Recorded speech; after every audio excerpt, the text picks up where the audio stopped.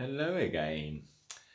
Now, I was saying just now in the video that we have the old ruling classes have gone.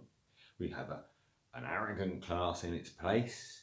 And because they're arrogant, we're all very fed up with them because they preach and they impose and they tell you what you can't say and they tell you what you can't say and they just hate you. You're always going to be wrong because you're English and you're not a socialist. And then I finished and I said, in the next video, I'm going to say it's not just that they're arrogant because they've got their degrees and their status jobs. They're arrogant because you teach arrogance. It's a thing you can teach to people. And I want you to imagine I am selling you a freezer. And say, well, look at this freezer. Everything about this brand of freezer, sir, man, everything about this brand of freezer is superior. Everything about that freezer is inferior. So I persuade you to buy this freezer. It's better. And if you bought that freezer, the worst thing that can happen is you think your freezer's better than everybody else. Not a problem. The freezer doesn't have thoughts. So there's no danger of that freezer walking around the white goods department going, yeah, I'm the man, mate. Yeah, you. Duh. Other rival. You get the gist. Freezers can't think, so saying a freezer, I'm going to stop talking on that and I'm going to move on to the next idea, which is this. When you sell an ideology using the same approach, I called it the Puritan sales pitch. Because everything about this freezer, my freezer, is pure.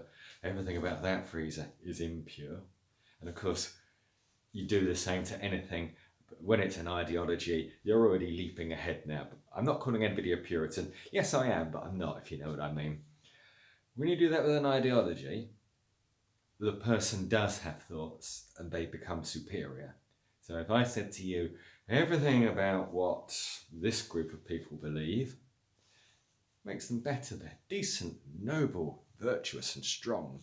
But everybody these people believe is selfish and greedy and bad and small-minded and they're just thick. And if you were to believe that sales pitch, Puritan sales pitch, the moment you identified with, well, you said to yourself, well, if they are the facts, then I must belong to that ideology. I am a... Put in the name here, because it's not just socialism. You become arrogant and you learn the habit of looking down your nose at others. So there is the raw material that arrogance is taught. So when Matt Goodwin, who I talked about last time, ever so clever, I'm a huge fan. Oh, Matt, you're great. But when he said it's because they've got their degrees and they've got their status jobs and they live in their status parts of the world, that's what makes them arrogant. Unlike, well, they're completely unfettered by the value of humility because they scorn it, because they're arrogant. It's sort of ironic, really, isn't it? It's actually taught. The teaching is industrialised. Every single child in our country, when they start their GCSE English, does 20 plus lessons of a unit called An Inspector Calls, a play. And if you go online, you can see the official government guidance. I've seen it taught myself, been in education a long time. Done me no harm. The teacher will, on the left hand, and I will show this in a moment. Children, it's important to understand about this play we're reading, this book, Inspector Calls. You need to understand the background, children. And they say, when it was written, there were things called socialists, and they were left-wing. And then there were things called capitalists, boo, and they were right-wing. And then you go down the list, and on the left-hand column, socialists are social. Socialists care about people. Socialists are for community. And now we're going to talk about capitalists. the political right. Your parents, children, if your parents are Conservatives, you're being taught to hate them. And it's a list of capitalists are greedy. Capitalists don't care if you're poor. And I'll show you. You can go online, I'll give you a link. I'll learn how to add it in the description. And so I've sat with 15-year-olds and you watch them go, well, if they're the facts, I must be a socialist. And they walk around. And there's normally a few white working class boys whose parents are Conservatives in the class who, instead of getting, oh, you're the great love, teacher's pet, because, oh yeah, I'm a socialist, miss. I agree with you, I want to be a socialist, I want to be socialist. The ones with decent Conservative parents are just like this. Oh, God, I hate this. I think I'm going on a tangent now, but I want you to autocomplete. Arrogance is taught, and if it's over 20 lessons of the GCSE English, and every regular pupil in the country has been doing this for 15 years, the teaching of arrogance has been industrialised.